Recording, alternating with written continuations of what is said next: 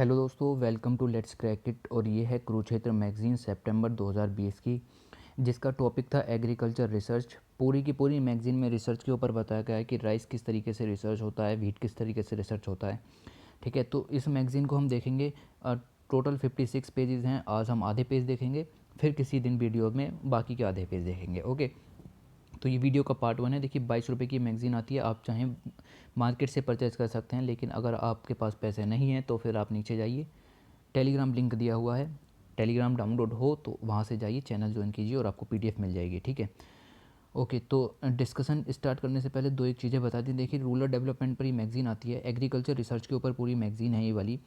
अगर आप इस पूरी मैगज़ीन को वन लाइन बाई लाइन पढ़ते हैं तो फिर आप में और एग्रीकल्चर ऑप्शनल वाले स्टूडेंट में कोई अंतर नहीं रह जाएगा। लेकिन अगर आपके पास एग्रीकल्चर ऑप्शनल नहीं है तो फिर ये पूरी मैगज़ीन आपको नहीं पढ़नी है। इसके कुछ सर्टेन पॉइंट्स, सर्टेन नहीं, काफ़ी पॉइंट्स हैं, लेकिन कुछ पॉइंट्स ऐसे हैं जिनको आपको छोड़ना पड़ेगा। डाटा बहुत ज़्यादा दिया हुआ है कि हॉर्टिकल्चर का डेवलपमेंट कैसे होता है, ठीक है, वो सब ज़रूरी नहीं है। तो आपको सिर्फ जीएस पेपर 3 इकोनॉमी के हिसाब से, थोड़ा रिसर्च वगैरह के हिसाब से इसको पढ़ लेना है। ओके, तो उसी को ध्यान में रखते हुए इस मैगज़ीन का एनालिसिस हम करेंगे। तो चलिए डिस्कशन स्टार्ट करते हैं। और चलिए, देखिए डिस्कशन स्टार्ट करने से पहले मैं बता दूं कि चैनल को ज़रूर से सब्सक्राइब कीजिए। ठीक है, चलिए आप ऐसा ही कीजिए, पहले चैनल को ही सब्सक्राइब कर लीजिए, पढ़ाई बाद में करते हैं। ठीक है, चलिए करके आइए। ओके, चलिए कर दिया होगा, टाइम वेस्ट नहीं करते ज़्यादा, डिस्कशन स्टार्ट करते हैं।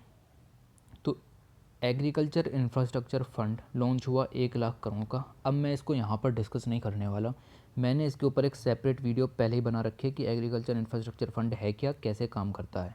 तो यहाँ देखने से कोई फ़ायदा नहीं है, वीडियो खामखा 10 मिनट फालतू की हो जाएगी। ओके, तो इस चीज़ को आप जाइए, या फिर मैं इसका लिंक नीचे दे दूँगा एग्रीकल्चर इंफ्रास्ट्रक्चर फंड वाली वीडियो का, आप वहाँ से उसको देखिए। ओके, ये आपकी इंडेक्स आ गई, क्या क्या आर्टिकल्स हैं। ये आपका एडिटोरियल आ गया। देखिए एडिटोरियल में जो जो पॉइंट्स लिखे हुए हैं वो पर्टिकुलर आर्टिकल के अंदर से ही उठाए गए हैं। तो यहाँ देख लो चाहे वहाँ देख लो, दो दो बार पढ़ना है तो यहाँ भी देख लेना, पर यहाँ हम डिस्कस नहीं करेंगे। जो पहला आर्टिकल है बहुत काम का, बहुत अच्छे अच्छे पॉइंट हैं। रेजुबिनेशन ऑफ एग्रीकल्चर थ्रू रिसर्च। तो मिस्टर नरेंद्र सिंह तोमर ने, जो इस समय यूनियन मिनिस्टर हैं एग्रीकल्चर के, उन्होंने खुद ये आर्टिकल लिखा है। तो हमारा जो काम बनता है इसको थोरली 1 बाई 1 लाइन पढ़ने का बनता है, हम वही करेंगे।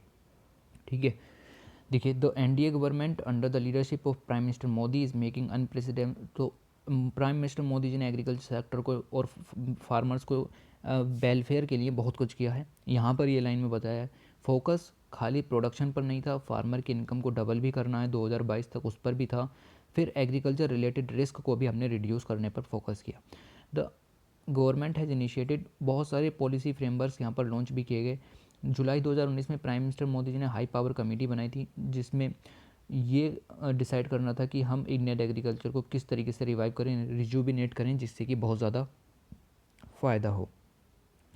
तो हाई लेवल कमेटी में चीफ मिनिस्टर्स आए थे, 7 स्टेट्स के यूनियन मिनिस्टर ऑफ एग्रीकल्चर थे नरेंद्र सिंह तोमर जी, फार्मर वेलफेयर एसोसिएशन वगैरह के, और मेंबर ऑफ नीति आयोग भी उनमें जो हैं थे।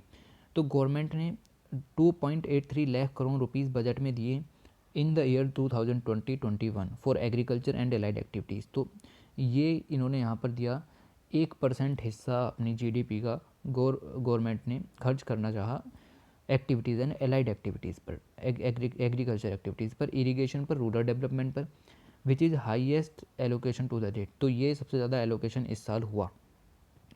तो गवर्नमेंट की जो डिज़ायर है, गवर्नमेंट क्या चाहती है, वो चाहती है कि ऑल फार्मर्स को इम्प्रूव किया जाए, एग्रीकल्चर प्रोडक्शन को इम्प्रूव किया जाए, प्रोडक्टिविटी इंक्रीज़ की जाए, फार्मर्स की इनकम को डबल किया जाए, एडिक्वेट अपॉर्चुनिटी उनको दी जाए, scientific methods in the agriculture adopt किए जाएँ, रिसर्च इन वाइटल एरियाज़ यहाँ पर की जाए। तो agriculture technology should be the cost effective rather than expensive, so that every farmer can be use. तो रिसर्च इस तरह की हो कि जो टेक्नोलॉजी बने वो सभी को मिले, कि एक्सपेंसिव ना हो।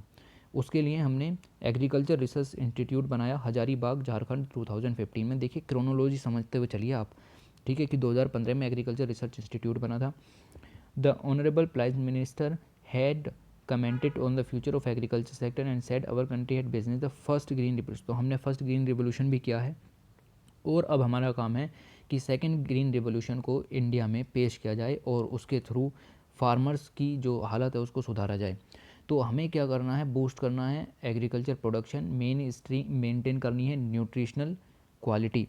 तो न्यूट्रिशनल क्वालिटी भी मेंटेन करनी है, चाहे बायोफोर्टिफिकेशन के थ्रू करो, चाहे किसी भी चीज़ के थ्रू करो, ठीक है। Methodology, innovations and optimum use of modern technology in agriculture यहाँ पर हमें करना है। तो ministry of agriculture and its associate agriculture research institute has given a new direction to agriculture research. तो एग्रीकल्चर रिसर्च काफ़ी ज़्यादा हुई है।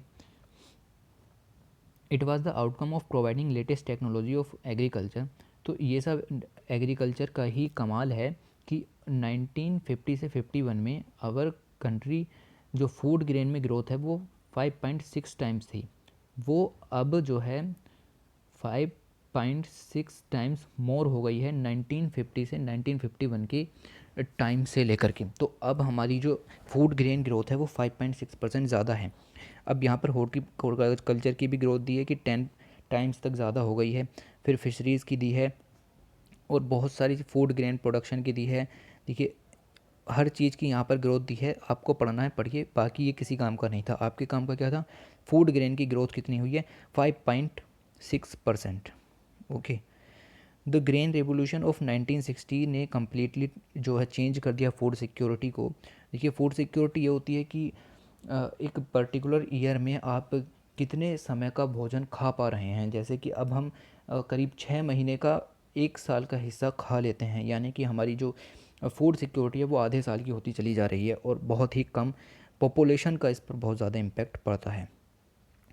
तो गवर्नमेंट ने इसके लिए फूड सिक्योरिटी के लिए national food security act, national nutrition mission चलाए हुए हैं और सभी को मिनिमम प्राइस पर चीज़ें प्रोवाइड की जा रही हैं। फिर देखिए हम लाए Indian council of agriculture research, जो 1929 में एस्टेब्लिश हुई। इसको 91 ईयर्स हो चुके हैं। It has given a new dimension. तो यहाँ से हमारी सब चीज़ें बदल गई, agriculture research, agriculture technology. ICAR is playing a pivotal role in the guiding, managing, coordinating activities. तो ICAR का अपना ही रोल है रिसर्च, एजुकेशन और एग्रीकल्चर के क्षेत्र में। There are 102 research institute. तो लगभग 102 रिसर्च इंस्टीट्यूट हैं और 71 एग्रीकल्चर यूनिवर्सिटीज़ हैं जो कि ICAR के अंडर में वर्क करती हैं। तो अपने आप में एक अम्ब्रेला अकेडमी बहुत ही हाई है, ठीक है। यहाँ पर देखिए जो ICAR ने रिसर्च की हैं उसी के थ्रू कंट्री के जो फार्मर्स हैं उनकी ग्रेनरी आज फुल ऑफ फूड ग्रेन्स है। तो एग्रीकल्चर में जो रिसर्च हुई है उसी की बदौलत है कि आज किसान इतना ज़्यादा फूड ग्रेन का प्रोडक्शन कर पा रहा है। फूड क्राइसिस नाम का जो टर्म थी वो डिक्शनरी से डिसअपियर ही हो गई है। अब इंडिया में फूड क्राइसिस नाम की कोई चीज़ बची नहीं है। वर्ल्ड की सेकंड लार्जेस्ट पॉपुलेशन जबकि हम होल्ड करते हैं।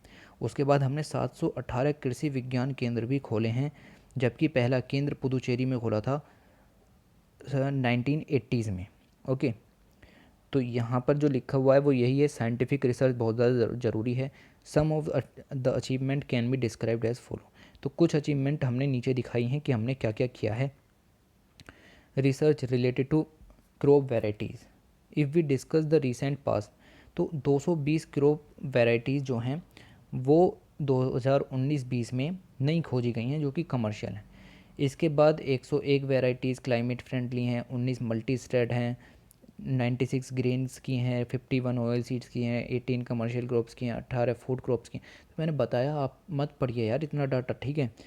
हमने बायो फोर्टिफाइड वेराइटीज़ भी डेवलप की, किसके लिए, देखिए बायो फोर्टिफाइड वेराइटीज़ क्या होती हैं, जैसे राइस है उसमें विटामिन डी की आपको कमी लगी तो आपने लैब में ही विटामिन डी राइस में डाल दिया, तो वो हो गया बायो फोर्टिफाइड राइस, ठीक है। फोर्टिफिकेशन हम इस प्रोसेस को कहते हैं। फिर हमारे प्राइम मिनिस्टर ने एक जगह कहा कि हम बहुत ज़्यादा एडिबल ऑयल इंपोर्ट करते हैं तो हम उसको ज़ीरो करेंगे, अब ज़ीरो एडिबल ऑयल इंपोर्ट हुआ करेगा। Taking action in this direction, ICAR has conducted more than 50,000 national cluster frontline demonstration on oil seed crop in the last year. तो ज़ीरो एडिबल ऑयल इंपोर्ट हो उसके लिए काफ़ी ज़्यादा रिसर्च हुई। क्या रिसर्च हुई जानना है आपको तो फिर आप PDF खुद ही पढ़िएगा, ठीक है। ऑप्शनल के स्टूडेंट हैं तो पढ़िए please. Total of 545 varieties of crop release हुई 2009 और 2014 के बीच। 445 वेराइटीज़ यहाँ पर हमने देखी, ठीक है।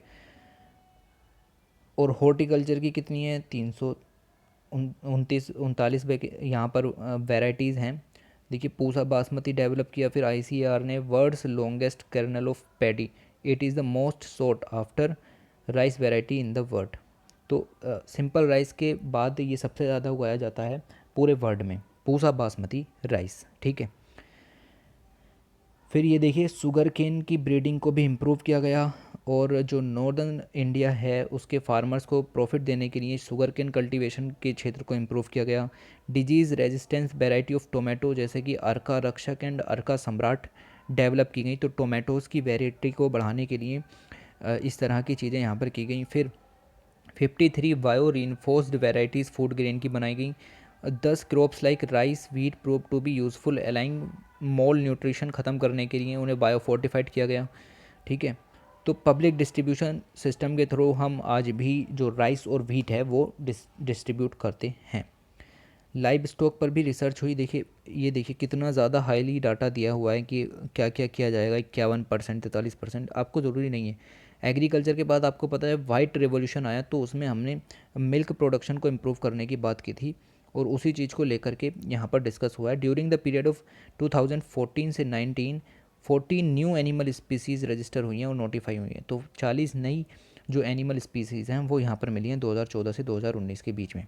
फिर हॉर्टिकल्चर सेक्टर के बारे में 133 नई हॉर्टिकल्चर क्रॉप्स यहाँ पर जो है हमें मिली हैं। फिशरीज़ की बात करें तो फिशरीज़ जो है एक प्रोडक्शन जो है अब 13.4 मिलियन टन तक पहुंच गया है इंडिया का फिशरीज सेक्टर, और 7 बिलियन इन फॉरेन एक्सचेंज में हमारे पास फिशरीज सेक्टर से आता है। एग्रीकल्चरल एजुकेशन बहुत ज़्यादा ज़रूरी है। तो Indian council of agriculture research and our agriculture colleges जो कि स्टेट्स लेवल पर वर्क करते हैं, एक्सेप्शनल प्रोग्राम चलाए हैं उन्होंने एग्रीकल्चर साइंस में और एग्रीकल्चर इंजीनियरिंग एजुकेशन के अंदर। तो न्यू प्रोग्राम्स जो डेवलप हुए हैं time to time making agriculture education innovative, तो एग्रीकल्चर की एजुकेशन को इनोवेटिव बनाने के लिए प्रोग्राम्स यहाँ पर हुए हैं। अब ये पैरा बिल्कुल काम का नहीं था, ना ही मैं पढ़ाऊँगा इसको। तो एक रिपोर्ट जो है वो वर्ल्ड ट्रेड सेंटर ने कहा कि India could register among the top 5 exporter. तो इंडिया वर्ल्ड के टॉप 5 एक्सपोर्टर में से आ सकता है, मीन्स निर्यातक में से आ सकता है sorry, in terms of export of agriculture commodities. Agriculture commodities के एरिया में अगर वो फोकस करे प्रैक्टिकल मीजर्स पर और फार्मिंग को और बेटरमेंट दे फार्मर्स को। इंडिया की रैंकिंग 8 थी 2019 में, विद एनुअल एग्रीकल्चर एक्सपोर्ट हमने करा 39 बिलियन डॉलर्स का। यूरोप जो है वो 181 बिलियन डॉलर का एग्रीकल्चर एक्सपोर्ट करता है। ठीक है, तो हम टॉप 5 में आ सकते हैं अगर अच्छा हम परफॉर्मेंस करें। फिर एक जो मुद्दा है वो है हमें केमिकल फर्टिलाइज़र का यूज़ जो है वो कम करना है। हमने नीम कोटेड यूरिया यूज़ किया, तो उस तरह की चीज़ें हम यहाँ देते हैं। फिर यूरिया पर सब्सिडी कम करनी होगी जिससे किसान कम करें। डिमांड फॉर ऑर्गेनिक प्रोडक्ट्स बढ़ती चली जा रही, तो ऑर्गेनिक फार्मिंग को यहाँ पर बूस्ट करना है। ठीक है, agriculture production has become the axis of the country's economy today. तो एग्रीकल्चर तो बैकबोन है ही इंडिया की। उसके बाद well known agriculture scientist and president of the MS Swaminathan ji ने भी अपनी रिपोर्ट में कहा कि a steady increase in public investment. तो एग्रीकल्चर सेक्टर में पब्लिक इन्वेस्टमेंट चाहिएगा।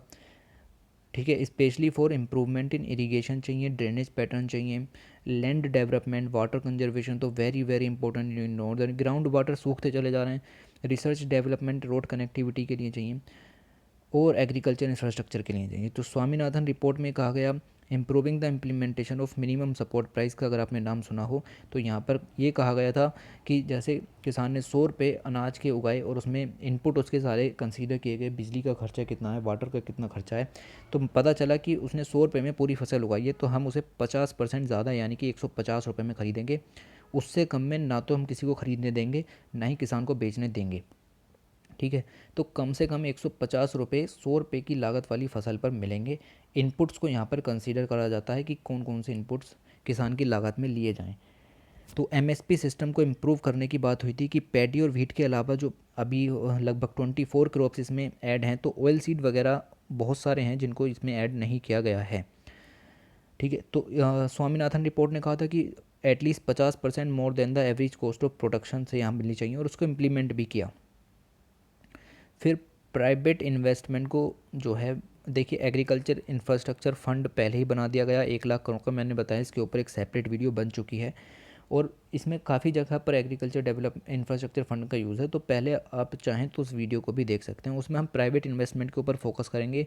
और एक नेशनल एग्रीकल्चर डेवलपमेंट स्कीम भी हमने चलाई है, एग्रीकल्चर एंटरप्रेन्योरशिप डेवलपमेंट प्रोग्राम चलाया गया है फार्मर प्रोड्यूसर ऑर्गेनाइजेशंस को लोन देने के लिए। ये जो प्रोग्राम था एग्रीकल्चर इंफ्रास्ट्रक्चर फंड का, ये हमने चलाया था। फिर एक state of the art Honey testing laboratory भी हमने आनंद गुजरात में बनाई है। यहाँ से हमें क्वालिटी हनी मिलेगा, ठीक है, जो बीज के थ्रू हमें प्रोवाइड होता है। फिर एक दो हम ऑर्डिनेंस लेकर के आए इन बिटवीन आपका लॉकडाउन के दौरान 2 ऑर्डिनेंस पास हुए और इसेंशियल कमोडिटीज़ एक्ट भी ख़त्म हुआ। 1 कंट्री 1 मार्केट एक्ट हम इम्प्लीमेंट करा, हमने इंट्रोड्यूस किया। और मंडी एक्ट जो एपीएमसी मंडी थी उसको ख़त्म किया। इसेंशियल कमोडिटीज़ एक्ट में से कुछ चीज़ों को बाहर निकाला जो बहुत ज़्यादा इसेंशियल नहीं थी, अब बची नहीं थी, और क्योंकि हमने उसका प्रोडक्शन बढ़ा चुका थे। तो ये देखिए पहला ऑर्डिनेंस था farming producer trade and commerce promotion and facilitate organisation ordinance. Now farmers can sell their crop anywhere. तो अब फार्मर्स अपनी क्रॉप कहीं भी बेच सकते हैं।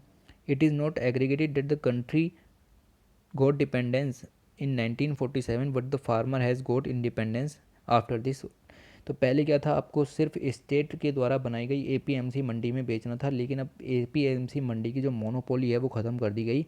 अब आप कहीं भी बेच सकते हैं। तो ये बताया गया कि देश तो 1947 में आज़ाद हो गया था, लेकिन फार्मर्स 2020 में आज़ाद हुए। दूसरा ऑर्डिनेंस आया farmers empowerment and protection agreement on price assurance and farmer service ordinance 2020।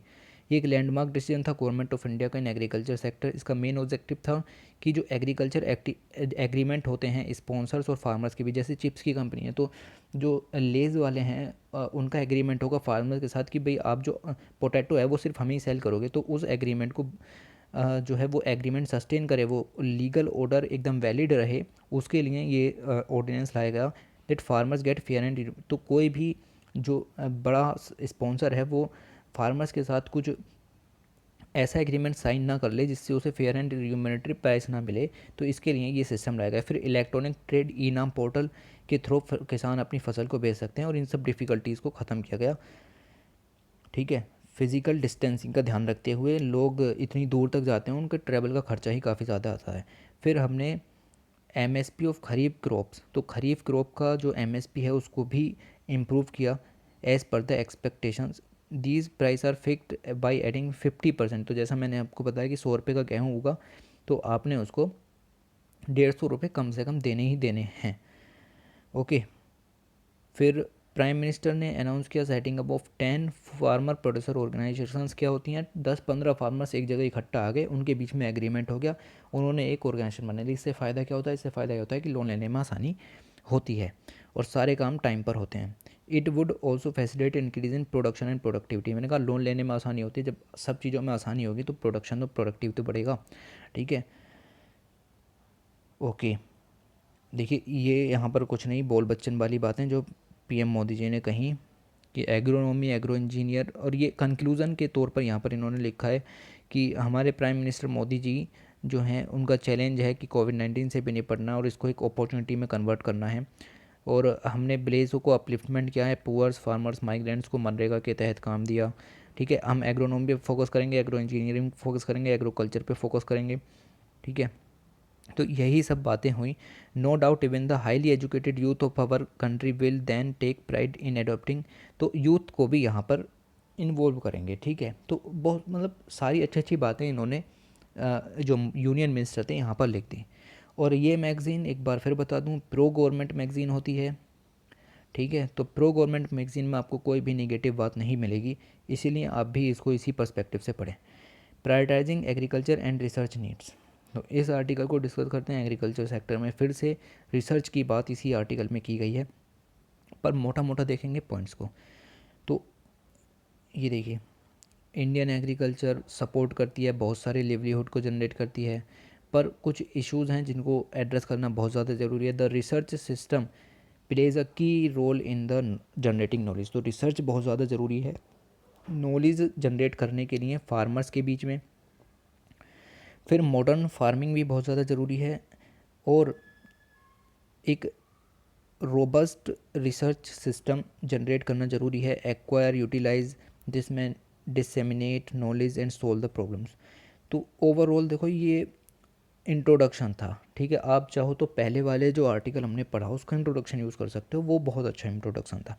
उसके लिए हमने ICAR बनाए हैं, स्टेट एग्रीकल्चर यूनिवर्सिटीज़ हैं, किसान विज्ञान केंद्र हैं, CGIAR हैं, फिर नाबार्ड भी हमारी एक पूरी सहायता करती है कि नाबार्ड के बारे में इसके एक अलग से पूरा का पूरा आर्टिकल है, तो यहाँ डिस्कस करने से कोई फ़ायदा है नहीं। This article in this context cover the role of agriculture research system and NABARD. देखिए इसी के अंदर है नाबार्ड का रोल भी। तो इस आर्टिकल के अंदर क्या क्या दिया हुआ है, the agriculture and allied sector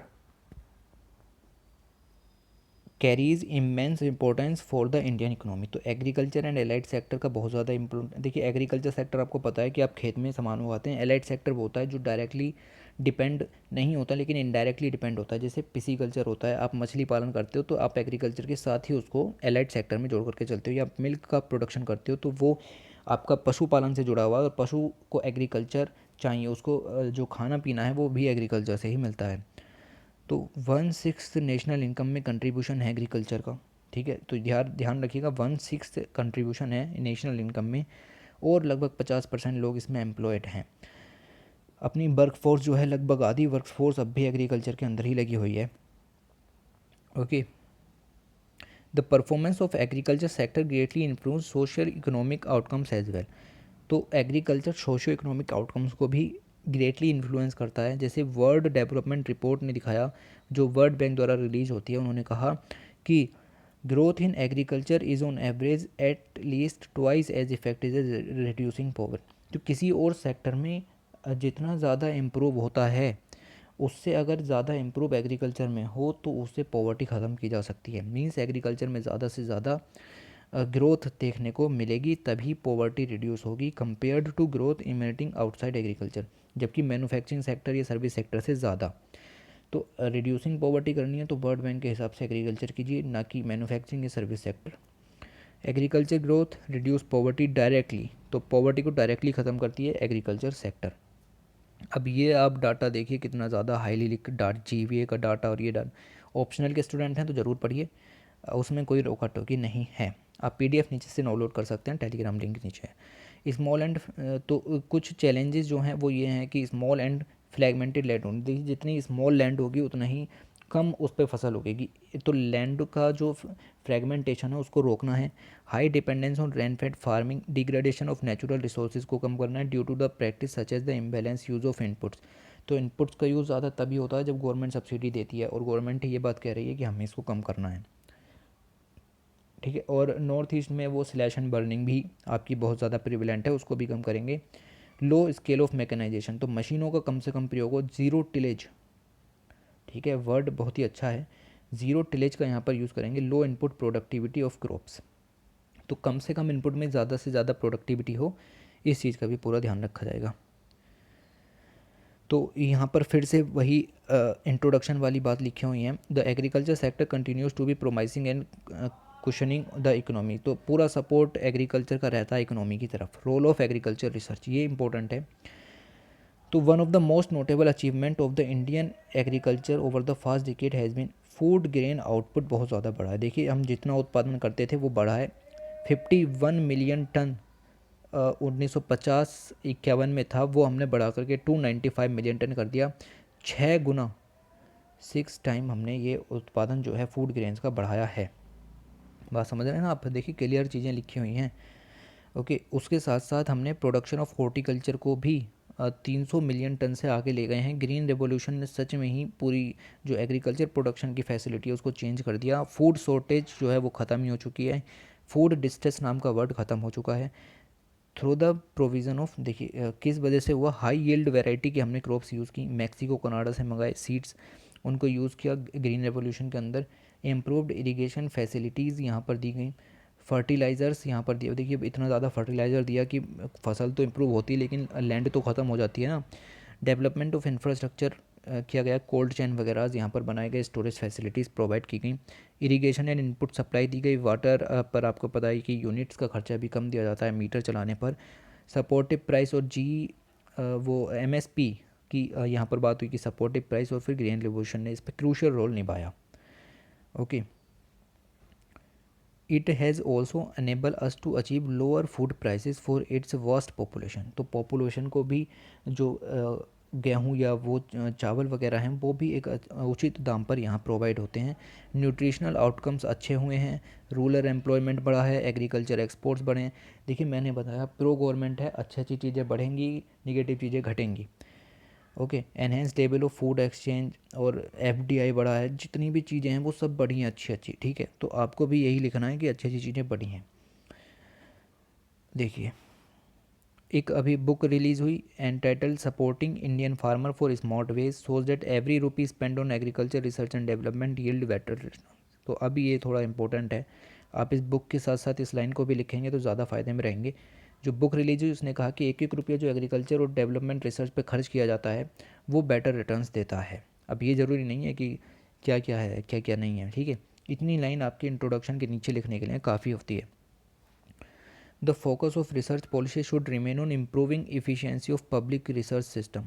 तो जो पैसा आप खर्च कर रहे हो उसका जो मकसद होना चाहिए वो पब्लिक रिसर्च सिस्टम को इम्प्रूव करने के लिए होना चाहिए। पार्टिसिपेशन बढ़ाइए, ये बुक के अंदर लिखी हुई थी। प्राइवेट सेक्टर को इन्वॉल्व कीजिए जितना ज़्यादा से ज़्यादा हो सके, यूथ को इन्वॉल्व कीजिए। Further the barriers of the technology transfer को ख़त्म कीजिए। जैसे दूसरे कंट्री से कुछ चीज़ अच्छी लगती है, कुछ हार्वेस्टर मशीन अच्छी है तो उस चीज़ को अब मंगाइए। 3 things that make technology transfer more effective are extension, irrigation and rural infrastructure. इन तीनों का मजबूत करेंगे। तो इस बुक के अंदर ये बताया गया कि किस तरीके से एक एक पैसा एग्रीकल्चर के लिए ज़रूरी है। अब इंडिया में एग्रीकल्चर रिसर्च का क्या स्ट्रक्चर चलता है, ठीक है, तो यहाँ पर दिया हुआ है। देखिए 1980 में फेमाइन कमीशन रिपोर्ट आई, एग्रीकल्चर रिसर्च स्ट्रक्चर उसने बनाया, creation of department of agriculture बना। तो फेमाइन कमीशन रिपोर्ट के बाद बना department of agriculture. The next major step था imperial now agriculture research institute Pusa Bihar में एग्रीकल्चर रिसर्च इंस्टीट्यूट बना on the recommendation of the royal commission on agriculture. फिर royal commission of agriculture 1928 में, उसके बाद 1929 में आईसीएआर बना, Indian council of agriculture research after independence, जिसका नाम कन्वर्ट कर दिया, पहले इम्पीरियल था फिर बाद में इंडियन लगा दिया गया।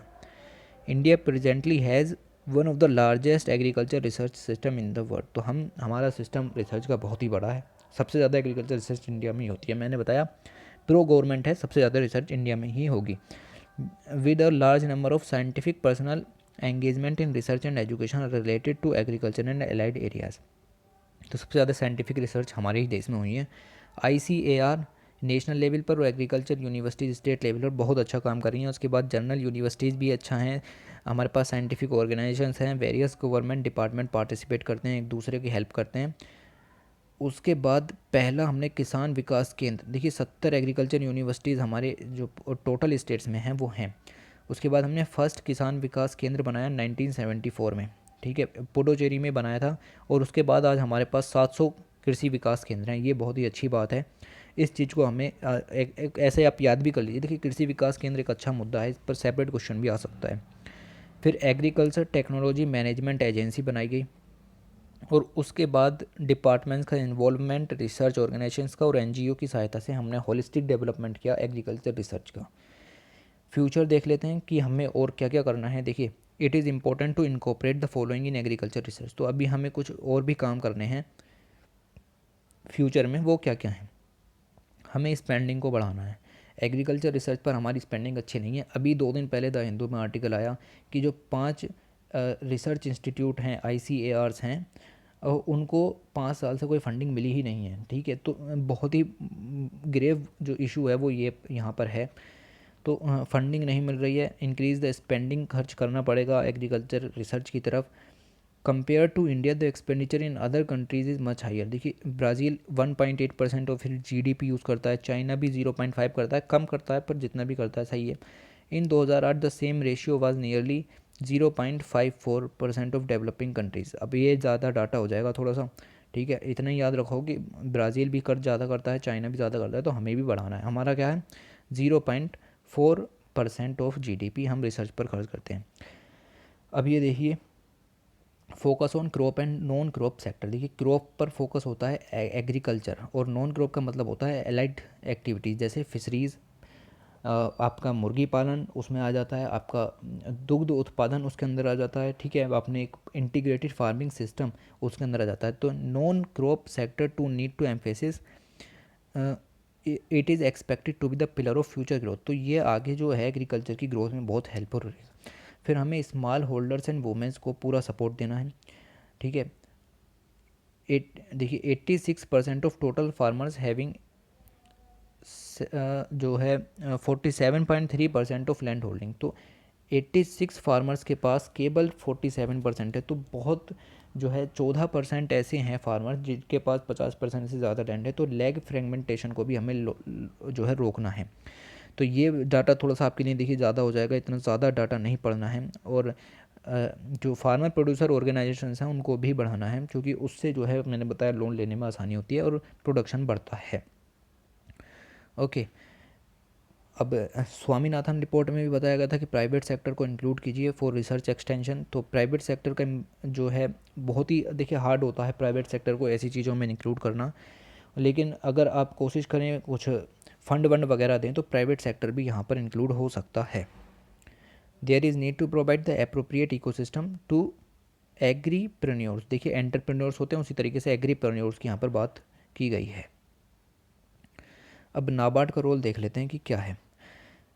तो रिसर्च का इम्पोर्टेंस और डेवलपमेंट का इम्पोर्टेंस देखें, नाबार्ड की बात ना हो ऐसा नहीं हो सकता। नाबार्ड बना था नाबार्ड एक्ट 1981 के बाद 50 करोड़ हमने इसमें फ़ंड डाला था। उसके बाद ये एनुअली हम इसमें कॉर्पस डालते हैं।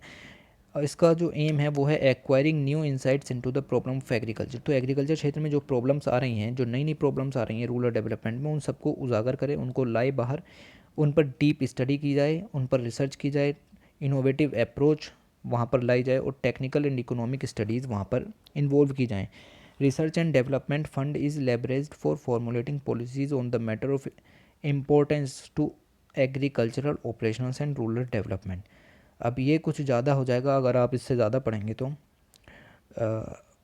देखिए ये डॉक्टर्स के नाम भी इन्होंने यहाँ पर लिख दिए, कितने सेमिनार इंक्लूड हुए, कितनी स्टडीज़ हुई। आपको पढ़ना है आप पढ़िए, ठीक है, ये टाइम वेस्ट है। ओके, इतना ज़्यादा आपको नहीं पढ़ना है। नाबार्ड का सर्वे देख लेते हैं। देखिए जो चीज़ें काम की है मैं खुद ही पढ़ा दे रहा हूँ। NABARD launch the NABARD all India rural financial inclusion survey, important है, in 2016-17 to gain deeper insight into the livelihood and financial inclusion aspect of households and bridge critical gap to understanding the present rural financial inclusion। तो farmers को कितना financial inclusion हो रहा है, farmers को कुछ income मिल भी रही है, क्या डबल कर पाएंगे 2022 तक, उस सब के ऊपर इंसाइट के लिए 2016-17 में ये सर्वे नाबार्ड ने किया। 1.87 लाख जो हैं फार्मर्स ने इस पर भाग लिया था और इतने मेंबर्स का इसमें सर्वे हुआ। अब सर्वे की जानकारी देखिए, उसके अंदर का डाटा अगर आप पढ़ेंगे तो एग्रीकल्चर ऑप्शनल वाले स्टूडेंट्स में और आप में अंतर नहीं रह जाएगा। NAFIS जो सर्वे था is expected to add evidence based policy making, उसका लक्ष्य था। तो ये survey reflects the state of development in rural India. तो रूरल इंडिया का डेवलपमेंट की स्टेट को शो करता है। Although the findings show the considerable inter state variation in terms of progress achieve. तो कुछ स्टेट्स ने बहुत अच्छी प्रोग्रेस की है, कुछ ने अच्छी नहीं की है, तो अनइवन प्रोग्रेस यहाँ देखने को मिलती है। The figure at the national level may be use to gain a broad understanding. तो नेशनल लेवल फिगर्स को यहाँ पर मापा गया, देखा गया, और उससे हमें काफ़ी ज़्यादा फ़ायदा होगा रूरल इकोनॉमी को सुधारने में। अब सर्वे में क्या हुआ, कितने हिस्से लिए, बेस लेवल क्या थी, ये क्या था, ये मैंने पहले ही कट कर दिया, ना ही आप पढ़ेगा ना ही कोई पढ़ाएगा, ठीक है। ऑप्शनल के हैं तो आप खुद ही पढ़िए। The water productivity mapping of major Indian crops. तो ये दूसरा इशू जो हमें ख़त्म करना है। एक तो ये हो गया कि फंडिंग को बढ़ाना है वगैरह। The study has been carried out by NABARD ने। देखिए नाबार्ड का रोल हम यहाँ पर पढ़ रहे हैं, तो नाबार्ड ने एक और स्टडी कैरी की। उन्होंने कहा, स्टडी का नाम था association with Indian council for research and international economic relations. तो ये इंटरनेशनल लेवल पर हुई। इसमें 10 मेजर क्रॉप्स कवर हुई और 60% ऑफ ग्रोस कवर्ड एरिया। तो यहाँ पर दो क्वेश्चन सामने आए। Are the existing cropping pattern in India in line with the natural water resource. तो जो नेचुरल वाटर के रिसोर्सेज हैं, क्या जो हम फसलें उगाते हैं वो सस्टेन कर पाएंगी नेचुरल वाटर्स के सामने।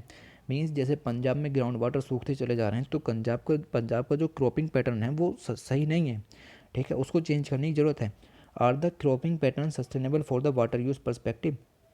तो सेम बात यही दोबारा रिपीट हुई कि जो क्रॉपिंग पैटर्न्स हैं क्या वो वाटर यूज़ पर्सपेक्टिव के लिए हैं, क्या हम पानी को इस कदर यूज़ कर रहे हैं कि आने वाली जो पीढ़ी है, आने वाली जो जनरेशन है, क्या वो क्रॉपिंग पैटर्न कर पाएगी। देखिए सस्टेनेबल वर्ड यूज़ हो गया है यहाँ पे। तो आंसर मिला, तो report makes use of certain concept. इन्होंने कहा कि physical water productivity, crop output per unit the consumption of use. Physical water productivity का मतलब होता है कि कम वाटर दो, फसल अच्छी होनी चाहिए। Irrigation water productivity, crop output, तो इरिगेशन कम करो, प्रोडक्टिविटी अच्छी होनी चाहिए। Economic water productivity means water की कॉस्ट कम लगे, इरिगेटेड वाटर की जो अप्लाई कर रहे हो आप वो कम लगे, लेकिन आपकी क्रॉप अच्छी हो। तो क्रॉप अच्छी करने से मतलब है आउटपुट को कम करना पड़ेगा। तो वाटर प्रोडक्टिविटी फिजिकल रूप से भी कम करनी है, इरिगेशन भी कम करना है, और इकोनॉमिक वायबिलिटी भी कम यहाँ पर हमें करनी है। ठीक है। Broad findings of the study that are the reasons in India which are highly towards unsustainable agriculture। तो नॉर्थ इंडिया अनसस्टेनेबल एग्रीकल्चर में आता है, आपको पता होना चाहिए। With highly skewed distribution of water, with rice है, धड़ाधड़ राइस उगता है हरियाणा पंजाब में, और ग्राउंड वाटर सूख गए हैं, फिर रिवर डिस्प्यूट्स अपने आप ही सामने आते हैं।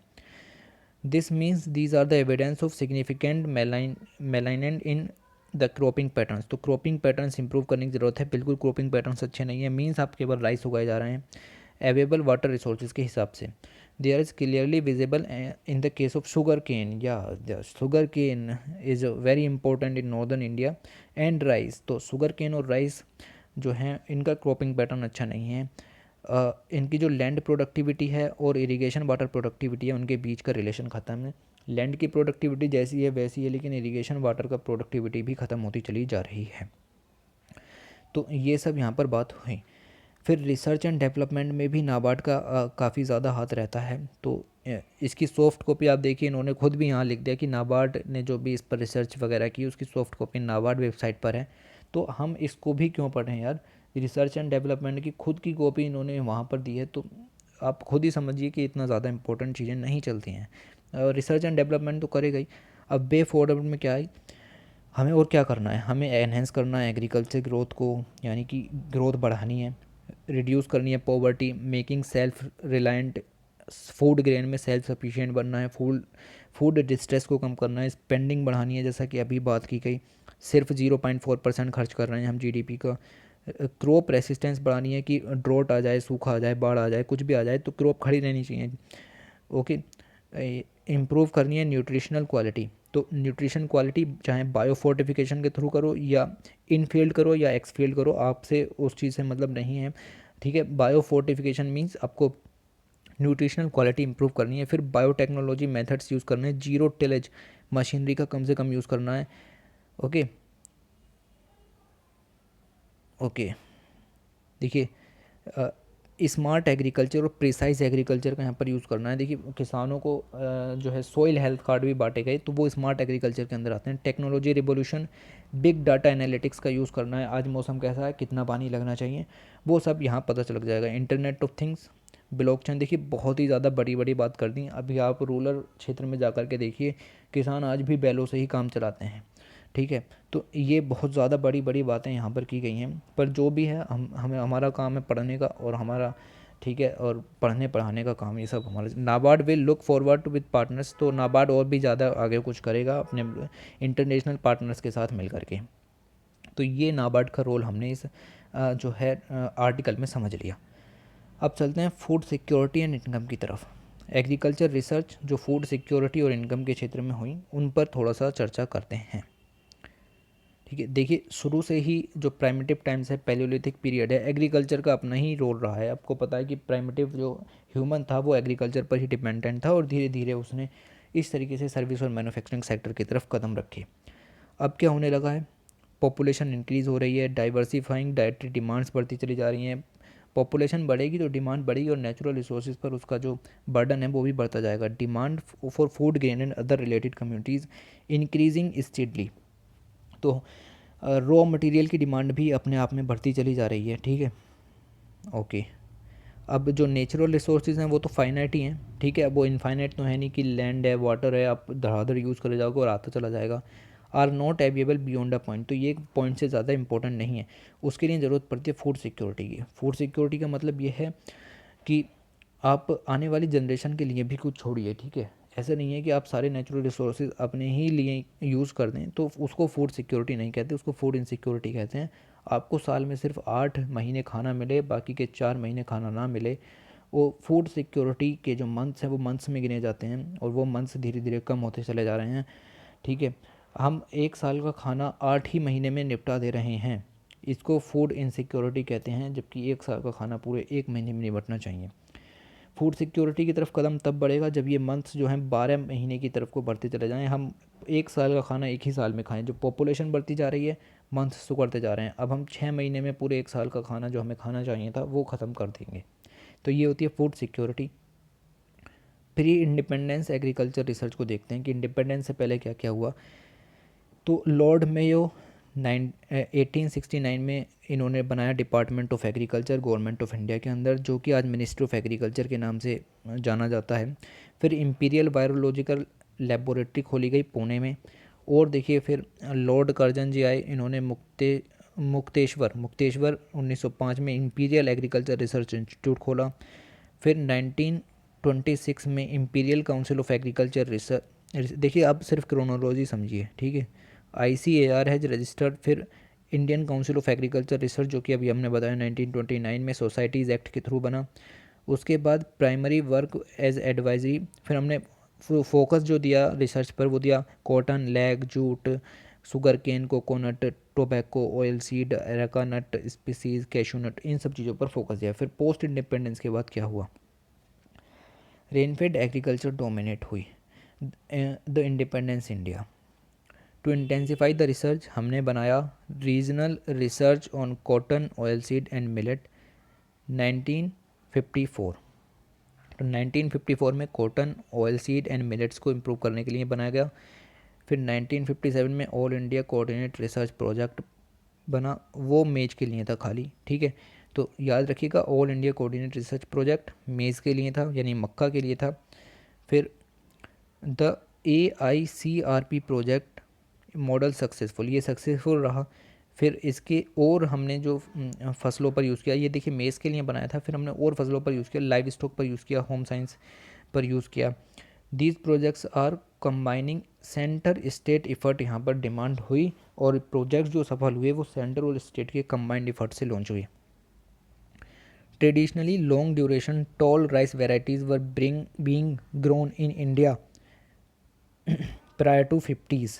तो 1950 से पहले जो राइस की वैरायटी हैं वो उगाई जाती थी, जो कि less responsive to synthetic fertiliser, जो कि फर्टिलाइज़र्स के सामने रेसिस्टेंस नहीं थी। फिर जो है हमने 60s के अंदर हेल्प हुआ, इंटरनेशनल राइस रिसर्च इंस्टीट्यूट सामने आया, उसने राइस के क्षेत्र में अलग ही तरक्की की। To give rice research in Philip AICRP जो ये प्रोग्राम था जो मेज़ के लिए चलाया गया था, वो राइस के लिए भी शुरू हुआ 1965 में। Okay okay sorry. देखिए फिर क्या क्या हुआ उस सब को जानने की यहाँ पर ज़रूरत नहीं है, मैंने कट कर दिया है कि देखिए बहुत ही हाईली फैक्चुअल है, ऑप्शनल के स्टूडेंट के लिए, आप खुद भी समझदार होने चाहिए। ओके ये सब ज़रूरी नहीं था। इतना ज़्यादा रिसर्च हमने प्री इंडिपेंडेंस और पोस्ट इंडिपेंडेंस में पढ़ ली, वही काफ़ी है। The success of the improved variety of emanated from the government intervention for higher investment during 70s in crop improvement। तो क्यों इस तरह के इम्प्रूवमेंट देखने को मिले, वो इसलिए मिले क्योंकि हमने इंट्रोडक्शन एंड डेवलपमेंट किया of efficient seed system during 80s and gradual inclusion of private sector का हमने इंक्लूजन किया, तब जा कर के हमारी जो क्रॉप की सस्टेनेबिलिटी है वो इम्प्रूव हुई। फिर हमने 90s में लिबरलाइजेशन प्रोसेस को स्टार्ट किया सीड इंडस्ट्री में। ओके तो प्राइवेटाइजेशन यहाँ पर हुआ, प्राइवेट सेक्टर को इंक्लूड किया गया, और तब जा कर के जो एग्रीकल्चर जो रिसर्च है उसमें हमें कुछ फ़ायदा हुआ।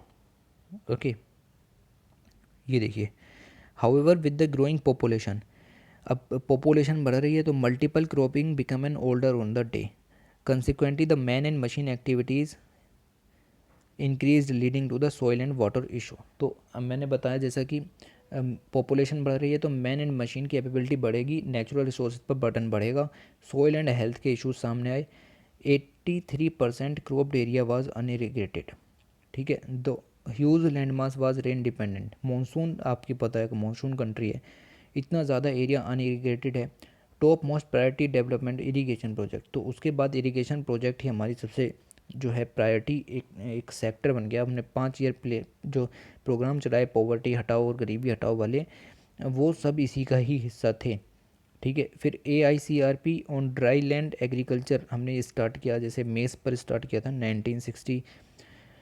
1987 में, ओके। फिर देखिए सीधे यहीं पर आ जाइए कि फर्स्ट कृषि विज्ञान केंद्र पुडुचेरी में बना 1974 में, जैसा पहले बताया था। उसके बाद आज हमारे पास 700 के करीब कृषि विज्ञान केंद्र हैं। और देखिए कितने कितने रिसर्च इंस्टीट्यूट कहाँ हैं, ये सब भी ज़रूरी नहीं है। स्टेट एग्रीकल्चर यूनिवर्सिटीज़ का अपना ही एक अलग रोल है, इनकी रिस्पॉन्सिबिलिटी अलग है for location specific agriculture research. The university education commission जो बना था, जो हेड किया डॉक्टर एस राधाकृष्णन ने 1949 में, उन्होंने रिकमेंड किया कि रूरल यूनिवर्सिटीज़ बने on the pattern of USA में ग्रांड कॉलेज ऑफ फिलोसफीज़ वहाँ पर बने हुए हैं, उसी हिसाब से रिसर्च इंस्टीट्यूट जो है यूनिवर्सिटीज़ इंडिया में भी बननी चाहिए। तो हमने पहली SAU was established at state agriculture university, जो फर्स्ट बनी थी वो पंतनगर में बनी थी 1960 में। उसके बाद 125 के करीब 70 के करीब जो एग्रीकल्चर यूनिवर्सिटीज़ हैं वो आज इंडिया में प्रिवेल करती हैं एट द स्टेट लेवल। फिर ICAR सामने आता है 1969 में, ओके। और जो यूनिवर्सिटीज़ हैं उनका जॉइंट एफर्ट आया और उन्होंने क्या किया, वो सब ये रहा, ठीक है। इसको हम नहीं पढ़ने वाले कि प्रतीक ने क्या किया। देखिए मैं फिर से बता दूं कि GS पेपर 3 में इतने ज़्यादा क्वेश्चन आएंगे, उसमें से सारे क्वेश्चन आपके रिसर्च के ऊपर ही नहीं आ सकते कि ICAR ने इसके साथ मिल करके क्या किया, ऐसा कोई क्वेश्चन नहीं बनने वाला। तो आप भी प्लीज़ इन सब चीज़ों पे थोड़ा सा कम ध्यान दीजिए, ओके। ये भी आपके काम का मेरे हिसाब से नहीं है। मैंने इसमें ज़बरदस्ती ही इसको पढ़ाने की कोशिश की और कट पट भी मैंने इसमें काफ़ी ज़्यादा लगाए। स्वामीनाथन जी का रोल आपको पता होना चाहिए, उन्होंने क्या किया। देखिए यहाँ से शुरू करते हैं।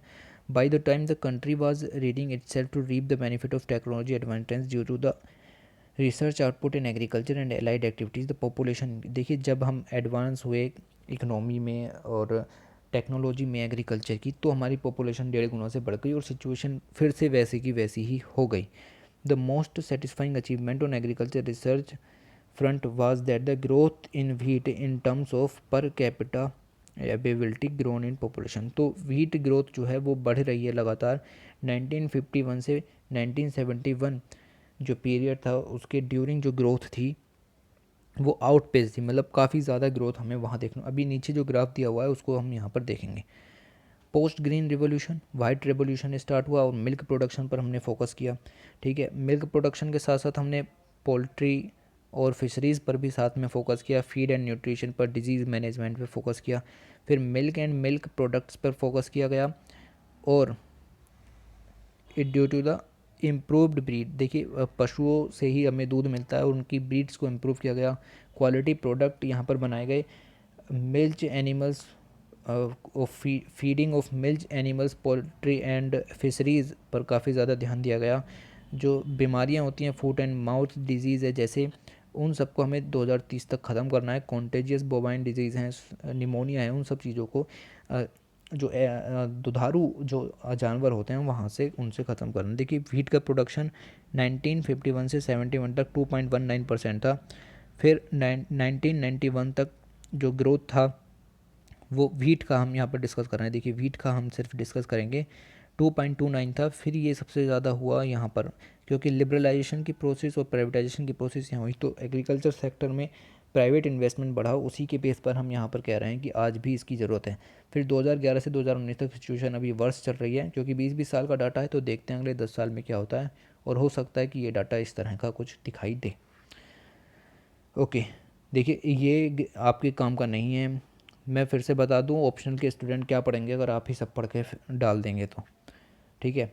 ये इधर का पहला काम का नहीं था। देखिए 1986 हमने चलाया, गवर्नमेंट ने इंट्रोड्यूस किया technology mission on oil seed. Focus कीजिएगा। ऑयल सीड के ऊपर हमने टेक्नोलॉजी मिशन चलाया। ऑयल सीड की प्रोडक्शन को इम्प्रूव करेंगे, टेक्नोलॉजी को इसमें डालेंगे और इसका एक्सपेंशन करेंगे।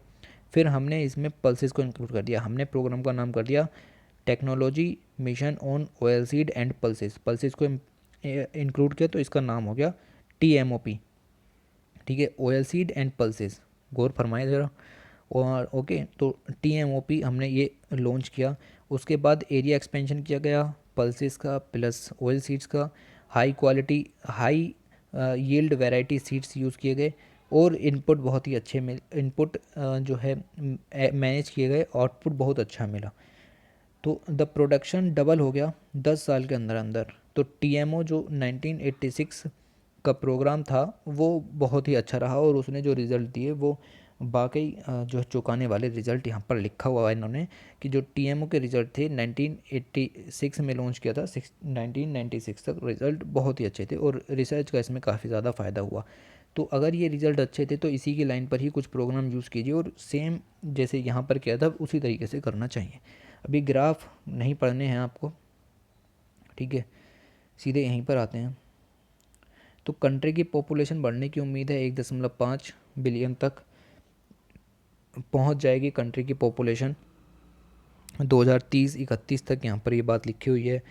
और इतनी बड़ी पॉपुलेशन को अगर खिलाना है पिलाना है तो 40% एडिशनल सीड जो है वो ज़रूरी होंगे। ठीक है, 40% तक ज़्यादा सीड ज़रूरी होंगे, इंडस्ट्री यूज़ यहाँ पर करना होगा। फिर साथ में हमें सिर्फ एग्रीकल्चर को ही नहीं देखना है, डिमांड ऑफ ऑयल सीड भी बढ़ेगी, मिल्क भी बढ़ेगी, मिल्क प्रोडक्ट्स की भी डिमांड बढ़ेगी, मीट है, एग एंड फिश है, वेजिटेबल है, इनकी ग्रोथ भी चाहिए और इतना इतना हमें यहाँ पर मिलियन टन में ये सब चाहिए। ठीक है, तो अब ये डाटा इन्हें यहाँ लिखने की वैसे ज़रूरत तो नहीं थी पर गवर्नमेंट की मैगजीन है तो सब समझाएंगे। ओके, देखिए the performance of Indian agriculture during the last 7 decade since independence, ठीक है, has been remarkably owing to the dynamism in the research and extension system. तो रिसर्च तो हुई है, ठीक है, रिसर्च तो हुई है, इंडिया में भी काफ़ी रिसर्च हुई है। नीति आयोग का भी अपना रोल रहता है, which is capable of absorbing immediate shock and emerging challenges. तो धीरे धीरे पॉपुलेशन बढ़ी तो रिसर्च दब गई, जो रिसर्च हुई वो पॉपुलेशन की आड़ में ख़त्म हो गई। अगर आज भी पॉपुलेशन उतनी होती जितनी उस समय थी तो रिसर्च आज आपको दिखती कि एग्रीकल्चर सेक्टर में क्या रिसर्च हुई है और आप भी उस तरह की चीज़ें यूज़ कर रहे होते।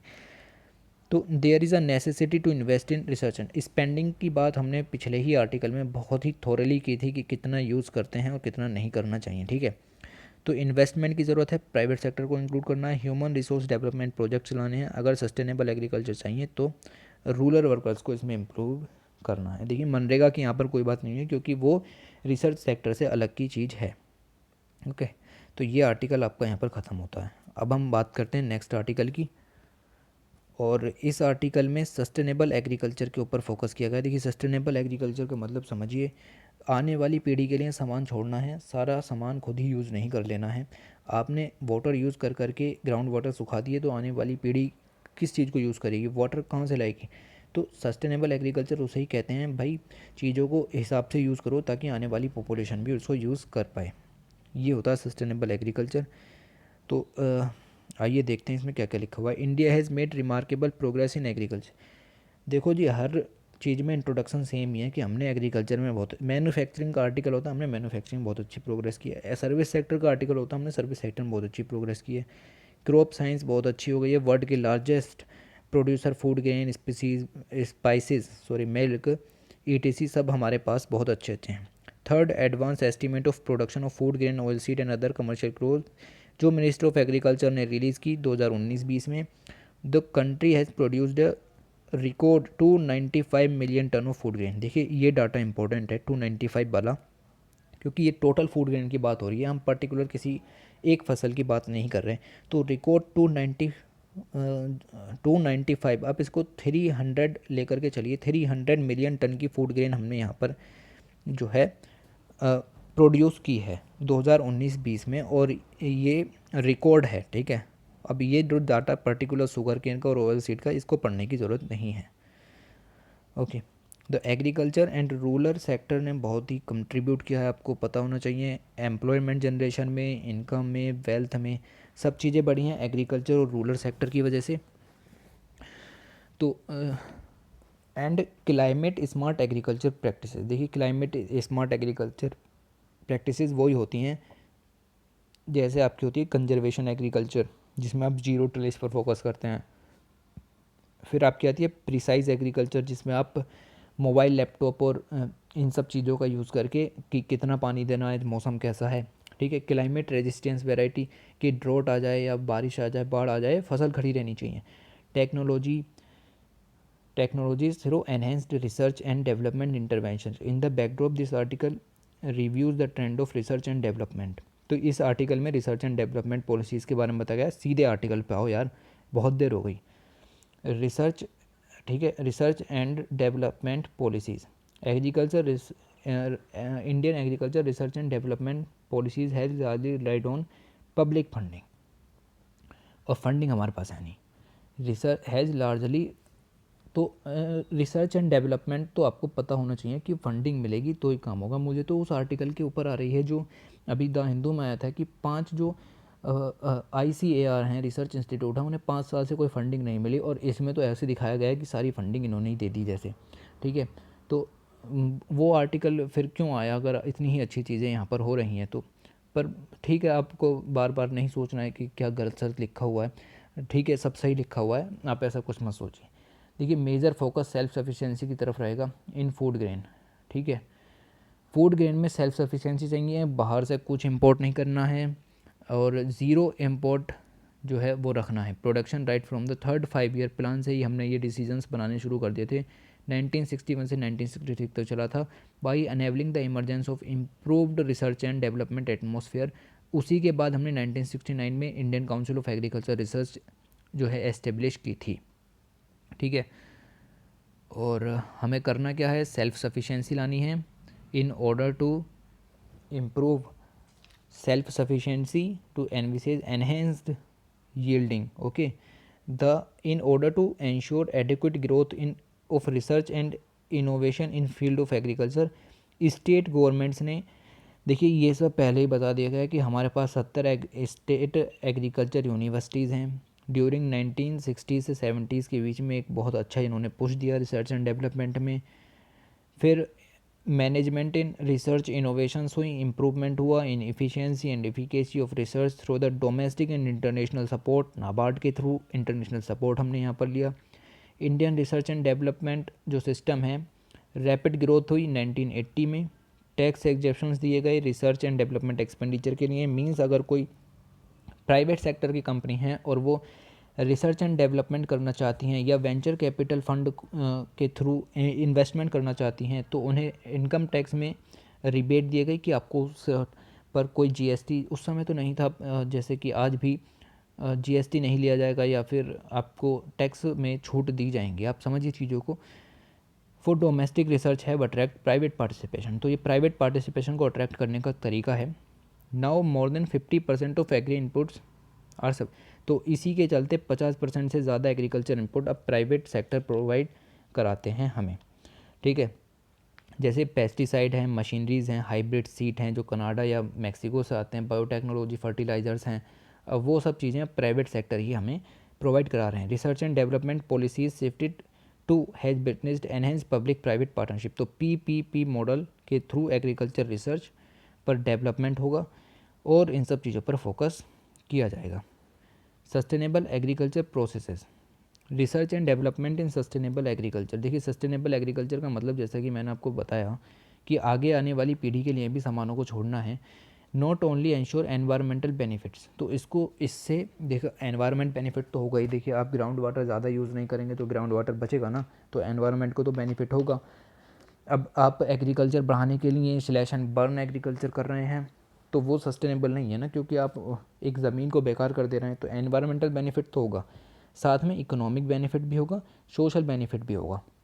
तो 3 बेनिफिट यहाँ एग्रीकल्चर के बताए गए हैं सस्टेनेबल के, इकोनॉमिक, एनवायरमेंट एंड सोशल। तो recent trend have focused on the parameter of 3 pillars, इन्हीं 3 पिलर्स के ऊपर फोकस रख करके हम एग्रीकल्चर पर रिसर्च एंड डेवलपमेंट करते हैं। Socio economic, human, natural and environmental development interventions, while research outcomes framework takes into considering transforming input research resources and research activities and research output to reduce wastage by improving shelf life of agri product. तो देखिए research के through हम agree produce की जो shelf life है उसको भी बढ़ाते हैं। आप अमूल का मिल्क लेकर के आते होंगे, वो मिल्क 4 दिन तक चलता है, जबकि आप सीधे अगर गाय से दूध लेकर के आएँ जो डेयरी वगैरह पर मिलता है, जो प्रोसेस्ड फूड नहीं होता, वो 1 दिन के अंदर फट जाएगा आपका।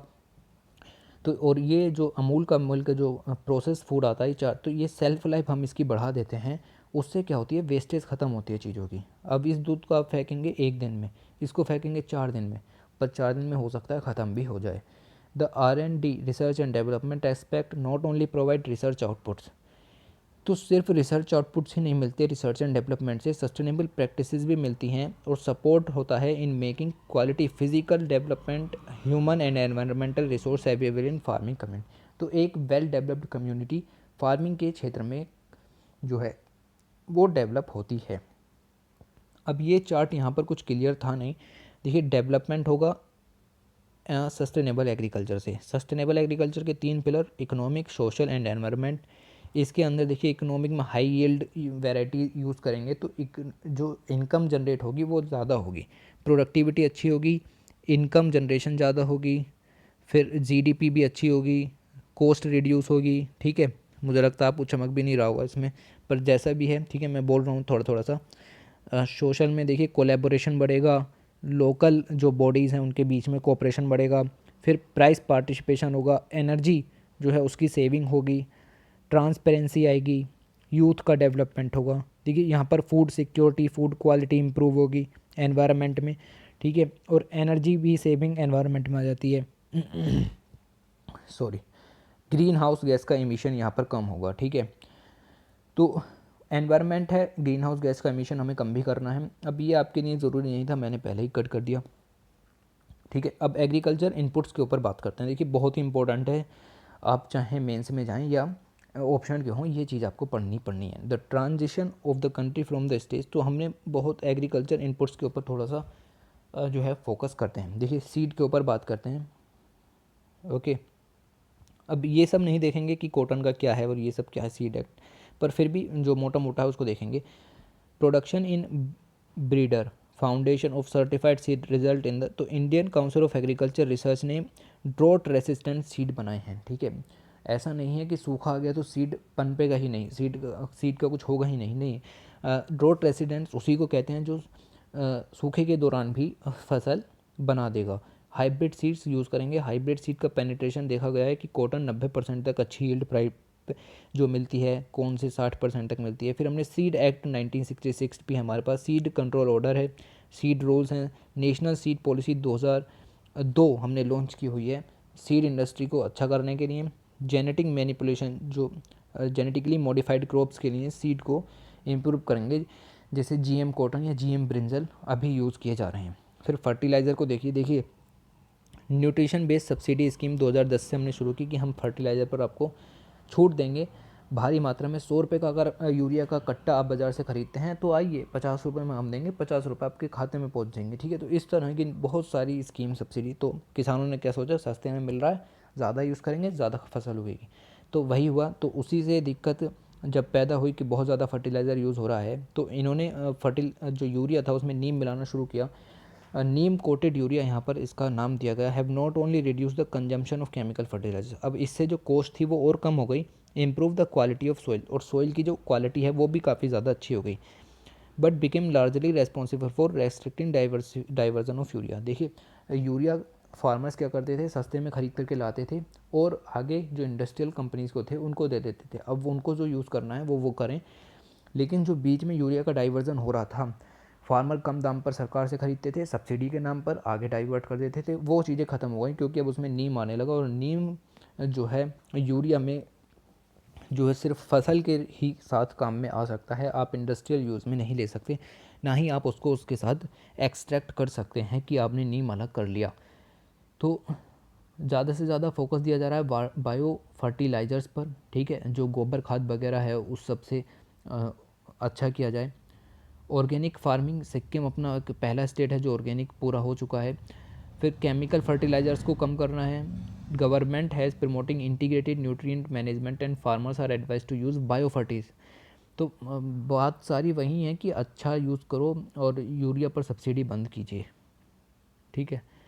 एग्रोकेमिकल्स की बात करते हैं तो research and development has resulted in manufacturing of various insecticides बने हैं, पेस्टिसाइड्स बने हैं, हर्बिसाइड्स बने हैं एग्रीकल्चर यील्ड को बचाने के जैसे डेजर्ट लोकस्ट का भी ये केस हुआ कि बहुत ज़्यादा लोकस्ट राजस्थान और मध्य प्रदेश तक आए थे, उत्तर प्रदेश से भी होकर के गए, और तो उसके लिए रिसर्च एंड डेवलपमेंट की ज़रूरत है कि लोकस्ट से भी खतरा ना हो, तो लोकस्ट रेजिस्टेंस क्रॉप यहाँ पर तैयार करनी होंगी। ये आगे का सिस्टम है, पर हमने ड्रोट रेजिस्टेंट वगैरह और हर्बिसाइड, पेस्टिसाइड और ये सब बना चुके हैं हम। फार्म मशीनरी एंड इक्विपमेंट, थोड़ी बहुत तो ज़रूरत इक्विपमेंट्स की पड़ती है, क्योंकि बेसिक इक्विपमेंट ज़रूरी है। ऐसा नहीं है आप पूरी ज़मीन को ही एक पूरी मशीन से खोद दें तो वो मशीन की फर्टिलिटी कम हो, ज़मीन की फर्टिलिटी कम हो जाती है। Recent research and development in technology have resulted into the production and use of different innovation agri inputs like tractors, basic चीज़ें balers, combines, ploughers, power tillers. देखिए पावर टिलर्स की यूज़ को तो अब मना किया जाता है क्योंकि ये कंजर्वेशन एग्रीकल्चर का हिस्सा नहीं है, ठीक है। अब मूवर्स, हार्वेस्टर्स, प्लांटर्स, देखिए बेसिक चीज़ें यूज़ कीजिए, बाकी आपको एक अच्छे तरीके से यूज़ करनी है, इतनी ज़्यादा मशीनों का यूज़ भी नहीं करना है। These farm machinery and equipments have helped in improving application of improved agriculture, तो मशीन बनी, एग्रीकल्चर में इम्प्रूवमेंट हुई।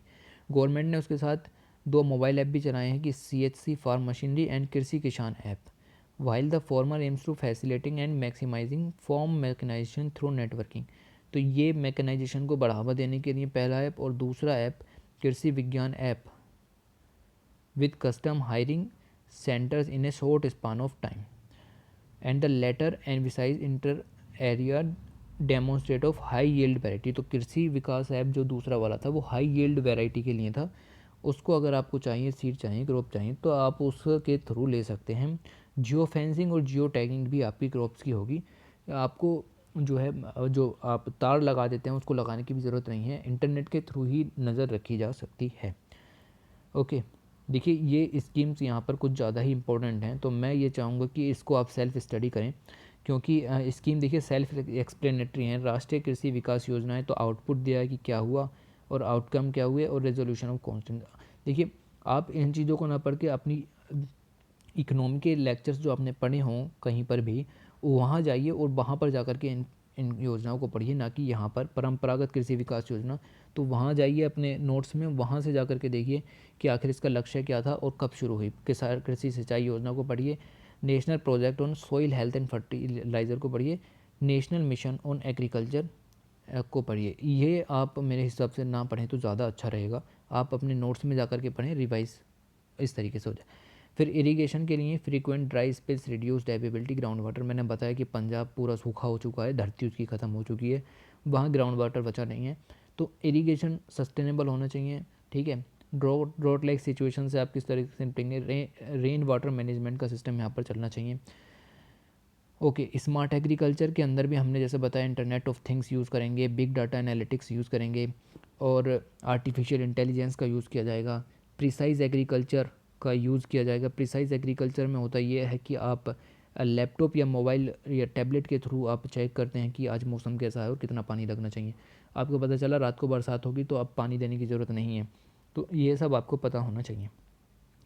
Cloud computing, machine learning, artificial intelligence, तो बहुत बड़ी बड़ी जो बातें हैं वो यहाँ पर लिखी हुई हैं, आप समझिए इन चीज़ों को, ठीक है। ओके, फिर ये कि यहाँ पर थोड़ा मोटा मोटा देखते हुए चलेंगे, ऐसा पूरा घुसेंगे नहीं इसके अंदर। Geographical information system, GIS systems के थ्रू आपके क्रॉपिंग पैटर्न देखा जाएगा, सोशियो इकोनॉमिक वेरिएबिलिटीज़ चेक की जाएंगी, नैनो टेक्नोलॉजी के थ्रू डिजीज़ कंट्रोल किया जाएगा, पेस्ट कंट्रोल। ओके, तो नैनो टेक्नोलॉजी यहाँ पर यूज़ की जाएगी, फिर आर्टिफिशियल इंटेलिजेंस का यूज़ किया जाएगा। अब एक पूरा आर्टिकल इसी चीज़ पर तो नहीं आ सकता ना कि आर्टिफिशियल इंटेलिजेंस कैसे यूज़ होगा। ऐसे आएगा कि जो टेक्निक्स हैं, जो मॉडर्न टेक्निक्स हैं सारी की सारी, उनका किस तरीके से यूज़ होगा। LED लाइटनिंग जो है आप लगा सकते हैं, जैसे फ़ोटो पीरियड सोइल, या जैसे विंटर होता है तो सूरज नहीं निकलता लेकिन फोटोसिंथेसिस के लिए तो ज़रूरी है, तो वहाँ पर LED लाइटनिंग के थ्रू आप फोटोसिंथेसिस करा सकते हैं। क्लीन एंड ग्रीन एग्रीकल्चर, फिर वही एनवायरमेंटल वाला एस्पेक्ट यहाँ पर आ जाता है। सस्टेनेबल एग्रीकल्चर का जो पिलर था एनवायरमेंट वाला, उसके ऊपर यहाँ पर फोकस है। Solid waste can be use to feed animals. तो एग्रीकल्चर का वेस्ट अभी ऊपर बताया था कि जो एनिमल्स के लिए ज़रूरी होता है इवन एज ए फर्टिलाइज़र। तो या तो एनिमल को भी आप फीड करा सकते हैं या फिर आप फर्टिलाइज़र के लिए यूज़ कीजिए, लेकिन फेंकिएगा मत। बायोमीथेन प्लांट्स यूज़ करने चाहिए, ठीक है। जो गोबर गैस के वो होते हैं संयंत्र होते हैं, उन चीज़ों को यूज़ करनी। देखिए सस्टेनेबल एग्रीकल्चर करनी है तो 3 पिलर बताए थे, इकोनॉमिक, एनवायरमेंटल एंड सोशल। ये ग्राफ बना करके आइए ना आप अपने जो ऐसे वाले पेपर्स होते हैं या वैसे पेपर हैं जीएस पेपर वाले, उनको बना करके आइए। देखिए स्मार्ट एग्रीकल्चर के अंदर क्या क्या आता है, ब्लॉकचेन टेक्नोलॉजी जिस पर क्रिप्टो करेंसी चलती हैं, एलईडी लाइटनिंग लगाएंगे, नैनो टेक्नोलॉजी का यूज़ कीजिए, आर्टिफिशियल इंटेलिजेंस का यूज़ कीजिए, जियोग्राफिकल इंफॉर्मेशन सिस्टम्स का यूज़ कीजिए, फार्म मैनेजमेंट इंफॉर्मेशन सिस्टम का यूज़ कीजिए। तो ये अगर आप पेपर में बनाएंगे तो श्योरली आपके 1 से 2 नंबर ज़्यादा ही मिलेंगे और ज़्यादा और बच्चों से की अपेक्षा, ठीक है। तो इस चीज़ को यूज़ कीजिए। अगर आप ऊपर ये सब नहीं भी लिख करके आते हैं और यही चार्ट बना करके आते हैं तब भी बहुत ही अच्छा रहेगा। ओके, तो देखिए इसके अंदर इतना ही हम पढ़ेंगे और यहाँ पर कंक्लूज़न है। कंक्लूज़न के अंदर आपको देखिए इतना ज़्यादा आपने पढ़ा तो अब आपको पता चल गया कि हमें कंक्लूज़न के अंदर लिखना क्या है। क्या लिखना है, रिसर्च एंड डेवलपमेंट पे हम अभी तक 0.4% खर्च कर रहे हैं, इस खर्चे को बढ़ाना है, ठीक है। रिसर्च एंड डेवलपमेंट पर ज़्यादा खर्चा करना है। देखिए 250 वर्ड में आपका लिखने को आएगा, क्या क्या लिखेंगे, अगर इतना भी लिख देंगे कि जो खर्चा हो रहा है उसको बढ़ाना है। फिर एनवायरमेंटल एस्पेक्ट को लेकर के चलना है, जो इरिगेशन सिस्टम है उनको इम्प्रूव करना है, रेन वाटर हार्वेस्टिंग चलानी है, सस्टेनेबल डेवलपमेंट करना है एग्रीकल्चर का, और जो माल न्यूट्रिशन है साथ में हंगर ख़त्म करने हैं। फिर जो सस्टेनेबल डेवलपमेंट गोल हैं यूनाइटेड नेशंस के उनको इम्प्रूव करना है, क्योंकि ज़ीरो हंगर भी हमें इंडिया में लाना है। गोल नंबर 2, गोल नंबर 3, उन सब का यूज़ कीजिए, ठीक है। इसकी अपेक्षा ये सब ज़्यादा अच्छा रहेगा जो कुछ आपने पढ़ लिया। इसमें बोल बच्चन वाली चीज़ें लिखी हुई होती हैं, रिसर्च एंड डेवलप सेम चीज़ें ही हैं, लेकिन आपको एक जो अच्छी लैंग्वेज है उसमें मिल जाती हैं। इनफॉर्मल लैंग्वेज इसको कहते हैं, ठीक है। इतनी सारी चीज़ें आपको पता चल गई कि एक ही लाइन में रिसर्च एंड डेवलपमेंट में पैसा बढ़ाना है, एनवायरमेंटल फैक्टर को साथ लेकर के चलना है, ग्राउंड वाटर का खास ध्यान रखना है। तो ये सब मुद्दे यहाँ पर बताए गए थे, ठीक है। अब आगे चलते हैं, कुछ और देखते हैं। देखिए प्राइम मिनिस्टर ने ये स्पीच दी 74वें इंडिपेंडेंस डे की। तो ये स्पीच क्या थी, कैसे थी, इसके ऊपर हम नहीं जाने वाले। इसके ऊपर एक सेपरेट वीडियो मैंने 15 अगस्त के अगले दिन यानी 16 अगस्त को बना दी थी कि प्राइम मिनिस्टर मोदी जी ने क्या क्या अनाउंसमेंट किया, सब बताया है उसमें। कि प्रोजेक्ट डॉल्फिन क्या था, मेक इन इंडिया प्रोग्राम चलाया, फार्मर प्रोड्यूसर ऑर्गेनाइजेशन बनाएंगे, सेल्फ रिलायंट इंडिया, आत्मनिर्भर भारत, सब कुछ उसके अंदर बताया गया था। ओके, तो आप चाहें उसको देख सकते हैं, मैं इसके नीचे उसका लिंक दे दूँगा, आप वहाँ से जाइए और उसको वीडियो को देख सकते हैं, ठीक है। इसमें इतना घुसने की ज़रूरत नहीं है। देखिए अगर आप उस वीडियो को भी ना देखें, मेरा तो यही कहना है कि आप उस वीडियो को भी ना देखें तब भी चलेगा, ठीक है। क्योंकि अभी इसमें से कुछ इम्प्लीमेंट नहीं हुआ है, जो इम्प्लीमेंट होगा हम वो पढ़ेंगे। कहने को तो कुछ भी कहते रहो, ओके। तो ये यहाँ तक था, ये सब बताया कि प्रधानमंत्री मोदी जी ने क्या क्या कहा। अब इसके नीचे जो कुछ है उसे हम भाई अगली वीडियो में देखेंगे, ठीक है। क्योंकि 1 घंटे की वीडियो काफ़ी होती है, आपका भी ध्यान थोड़ा सा हटने लगा होगा वीडियो की तरफ से, तो इसके नीचे का डाटा अगली बार देखेंगे, ओके। 29 पेज तक हमने कवर कर लिए हैं, टोटल 56 पेज हैं, तो आधी मैगज़ीन अभी बची हुई है। तो हमने इसमें बहुत कुछ डिस्कस किया, आपने देखा होगा। अब अगर आपसे एक ऐसे लिखने को कहा जाए एग्रीकल्चर पे, तो आपको इतनी ज़्यादा वैरायटी मिल गई कि आप कुछ भी लिख सकते हो एग्रीकल्चर रिसर्च के ऊपर, ठीक है। तो चलिए फिर इस वीडियो में इतना ही करते हैं, और चैनल को ज़रूर से यार सब्सक्राइब कीजिए, ठीक है। अगली भी वीडियो बनानी होती है, ठीक है, उसके लिए भी मोटिवेशन चाहिए और कोई फ़ीस भी नहीं है, सिर्फ एक बटन दबाना होता है, ओके, वो भी सब फ्री है। तो प्लीज़ सपोर्ट कीजिए, ठीक है। अगली वीडियो जल्द ही आएगी, शायद 14-15 में आए या फिर 22 या 23 तारीख को वो वीडियो आ जाएगी, ओके। ओके, तो ज़्यादा समय ना लेते हुए वीडियो को यहीं ख़त्म करते हैं, और थैंक्स फॉर वॉचिंग।